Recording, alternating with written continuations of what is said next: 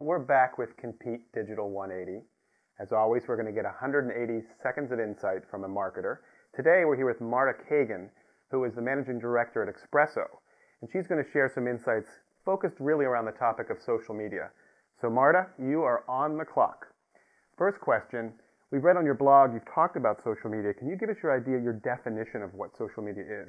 Sure. I think a lot of folks define social media as Facebook or Twitter. They talk about it in terms of the technology. But I really think social media is just people having conversations online. And those conversations are powered, of course, by technologies and platforms like Facebook and Twitter and blogs and so forth. But ultimately, it's just people doing the same thing they've been doing in person for years on a digital platform. Okay, so people out there, they know that they need to start a conversation, but some people don't know how to get that started in the most powerful way. Give us a tip, maybe one tip that people can use. Well, I think the most important thing for anyone getting started in the space is to just spend some time listening, sort of lurking and observing what's going on these different platforms. If you've never used Facebook, for instance, the first thing you want to do is just hang out and see what your friends are talking about. Same thing on Twitter, and there are a plethora of tools out there that make it easy to follow conversations that are, say, relevant to your company or your brand or just a topic of interest. So tip number one is just listen. And really quickly follow up on that one. Any particular platform to listen with? Is there a good getting started platform for listening? Yeah, I think there's good old-fashioned Google Alerts is great. You can set it up for whatever keywords or threads you want to follow. And then if you want to get a little bit more into the social media specific tools, I like to use Seismic or TweetDeck to follow what's happening on Twitter. Great. Now, can you give us an example, maybe a particular brand that has done some really interesting stuff, whether it's be listening or getting into the conversation?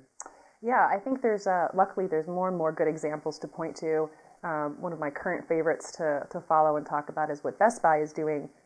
Notably, they've started doing a lot of customer service on Twitter with 12th Force and have actually used paid media buys to point folks to their Twitter page where they're talking and listening to folks online as opposed to into their store or towards a promotion, if you will. So they're one of my favorite examples. I also love Blendtec. They're a high-end blender company, and they've done some amazingly funny stuff on YouTube.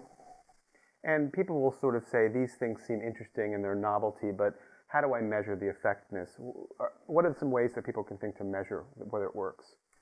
Well, I always say you measure against your goals. So the first thing you need to know is what are you trying to achieve? Taking Blendtec as an example for tangible metrics, their goal was to increase sales of their blenders, and they've done so by several 100%. But it depends on what you're trying to accomplish. It's very easy to measure things that are happening on a digital platform, so as long as you can set clear goals and map your metrics to that, you're in good shape.